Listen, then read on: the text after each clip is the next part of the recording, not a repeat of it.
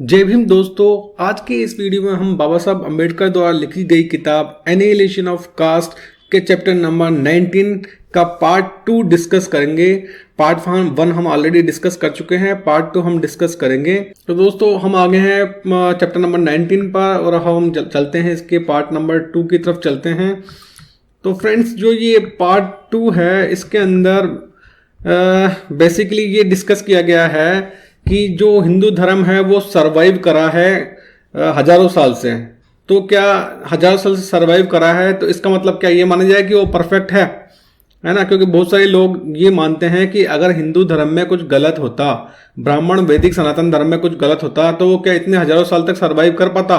कुछ तो ऐसी विशेष बात है हिंदू धर्म के अंदर, ब्राह्मण वैदिक सनातन धर्म के अंदर, कि इतने हजारों साल से सरवाइव कर रखा है। तो इस चीज को पॉइंट को डिस्कस करेंगे हम।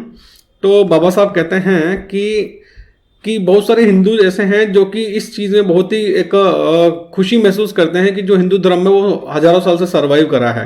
और इसके लिए वो कोट करते हैं बाबा साहब प्रोफेसर एस राधाकृष्णन। ये कोई बंदा है प्रोफेसर एस राधाकृष्णन, जिसके अंदर in his Hindi view of life कोई किताब लिखी होगी हिंदी व्यू ऑफ लाइफ, उसके अंदर ये राधाकृष्णन ने एक बात लिखी है, उसको बाबा साहब ने यहाँ कोट किया है ना, बिल्कुल यहाँ कोट किया है। इसके अंदर लिखी हुई the civilization itself has not been a short lived one. मतलब मैं आपको समरी बता दूं कि इस पैराग्राफ के अंदर इसमें क्या लिखा हुआ है, इसने एस राधाकृष्णन ने क्या लिखा है। एस राधाकृष्णन ने ये चीज लिखी है कि जो हिंदू धर्म है वो 4000 साल से जीवित है।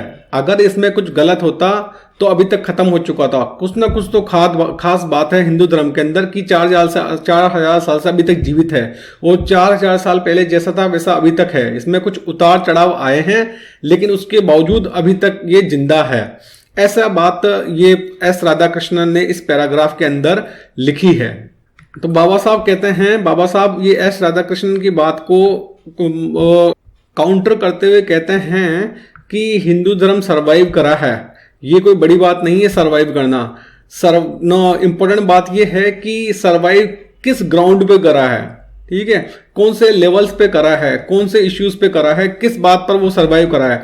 क्योंकि सरवाइव करना तो उसमें कौन सी बड़ी बात है, सरवाइव तो कोई भी कर सकता है। इसके लिए बाबा साहब ने कहा लेट सपोज अगर किसी में युद्ध होता है, एक तो युद्ध में आप जीत कर फिर विद ऑनर सरवाइव करो, गर्व से अपना सिर ऊंचा रखकर सरवाइव करो, और एक युद्ध में हारने के बाद में आप गुलाम की जिंदगी जी के सरवाइव करो। इन दोनों में बहुत अंतर है। There are different modes of survival but all are not equally honourable for an individual as well as for society. There is a gulf between merely living and living वर्दिली।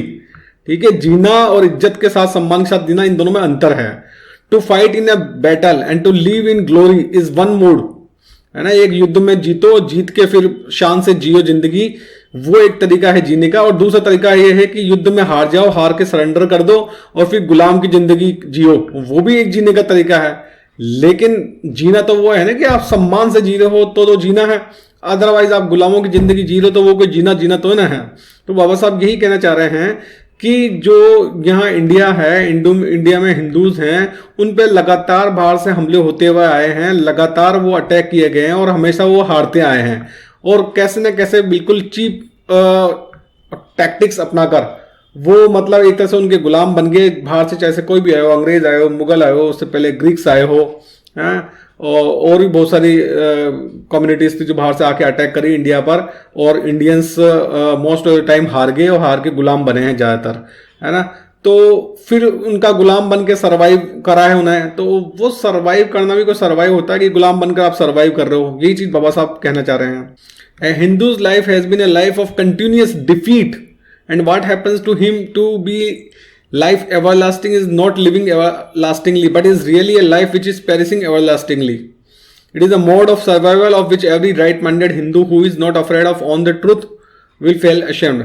मतलब हिंदू की जो लाइफ है वो हमेशा डिफीट की life है, continuous defeat है ना। और जो एस राधाकृष्ण बोल रहे हैं कि वो हमेशा से जीते हुए आए हैं, है ना, इतने 4000 साल से वो अभी भी जीवित हैं, मतलब उनकी सभ्यता अभी भी जीवित है। तो वो जीवित नहीं है, वो सभ्यता लगातार खत्म होती जा रही है ना। पेरिशिंग एवरलास्टिंगली, है ना, not living everlastingly, it is perishing everlastingly, है ना। लगातार वो जो ब्राह्मणों की सनातन धर्म की वैदिक सभ्यता है वो लगातार खत्म होती जा रही है। तो आगे बाबा साहब कहते हैं कि जो भी सच्चा मतलब राइट माइंडेड हिंदू होगा, है ना, सेन माइंडेड हिंदू होगा, सही दिमाग वाला हिंदू होगा, वो इस चीज को एक्सेप्ट करेगा कि भाई जिंदगी जी तो है, सरवाइव तो करे हैं, लेकिन गुलाम बन के सरवाइव करे हैं, ना कि विक्टोरियस बनकर। ठीक है, तो कुल मिला के बॉटम लाइन ये है कि इस चैप्टर में बाबा साहब ने ये बताने की कोशिश की है कि जो लोग हिंदूज इस बात में प्राउड लेते हैं, गर्व फील करते हैं कि उनके हिंदू धर्म में कुछ खास बात है, कि आज मतलब इतने हजारों साल के बाद भी इतने लोगों ने अटैक किया, उसके बाद भी सरवाइव कर गए। एक वो इकबाल का शेर भी है, इकबाल की शायरी है, यूनानो मिश्रा रोमा सब मिट गए, जहां से बाकी अभी तलक है नामो निशा हमारा, कुछ बात है कि हस्ती मिटती नहीं हमारी, सदियों रहा है दुश्मन दोरे हमारा। तो इस शायरी में जो इकबाल है वो प्राइड ले रहे हैं कि भाई हम हिंदुस्तानी हैं और हम पे इतने अटैक हुए कि बहुत सारे देश है वो खत्म हो गए, यूनान खत्म हो गया, इधर से ईरान खत्म हो गया, है ना, बहुत सारी ये मुस्लिम्स बन गए, इधर से ईरान पर न मुस्लिम बन गया, बहुत सारी कंट्रीज, उधर मिस्र है वो मुस्लिम कंट्री बन गया, लेकिन हिंदुस्तान मतलब न बाहर की ताकतों के सामने झुका नहीं, और अभी भी हिंदुस्तान की जो सभ्यता है, हिंदुस्तान का जो हिंदू कल्चर है या हिंदू सभ्यता है या जो वैदिक सनातन सभ्यता है वो आज भी जीवित है। इस बात पर लोग प्राउड करते हैं, लेकिन ध्यान देने की बात यह है कि हिंदू सरवाइव तो करा है, हिंदू धर्म जैसे तैसे सरवाइव तो करा है, लेकिन वो गुलामों की जिंदगी जीकर सरवाइव करा है, ना कि जीतने वाले की जिंदगी नहीं जिया, गुलामों की जिंदगी जिया है। जैसे अपन मुस्लिम्स का टाइम ले ले, मुगलों का टाइम ले ले, उस वक्त भी लगातार हारते गए थे, उससे पहले ग्रीक्स से भी लगातार हारे थे, और यहाँ बाद में अंग्रेज आए, अंग्रेज से भी हारे हैं। तो हिंदू लगातार हारता गया है, बाहर से पावर्स आई, उन्होंने अटैक किया और लगातार हिंदुओं को हराते गए और गुलाम बनाकर, ठीक है आप गुलाम बन के जीते रहो, है ना, लेकिन उस जीने में भी क्या जीना है क्या। तो ये चीज बाबा साहब समझाने चाह रहे हैं कि यार ठीक है हिंदू सरवाइव कर रहे हैं, लेकिन as a slave, as a गुलाम सरवाइव कर रहे हैं, ना कि वो डिग्निटी की लाइफ नहीं जी उन्होंने, ऑनर की लाइफ नहीं जी हिंदुओं ने, है ना, गुलामों की जिंदगी जी है और जैसे तैसे बस सरवाइव किया है। आई होप कि बाबा साहब इस चैप्टर में जो समझाना चाह रहे थे वो आपको समझ में आ गया होगा, और जो मैसेज जो देना चाह रहे थे वो चीज़ समझ में आ गई होगी। तो अगर वीडियो अच्छा लगा है तो प्लीज़ लाइक करें, कमेंट करें कैसा लगा वीडियो, और इस वीडियो को ज़्यादा से ज़्यादा शेयर करें ताकि बाबा साहब अम्बेडकर के विचार लोगों तक ज़्यादा से ज़्यादा पहुंच सके। Thanks for watching the video. जय भीम।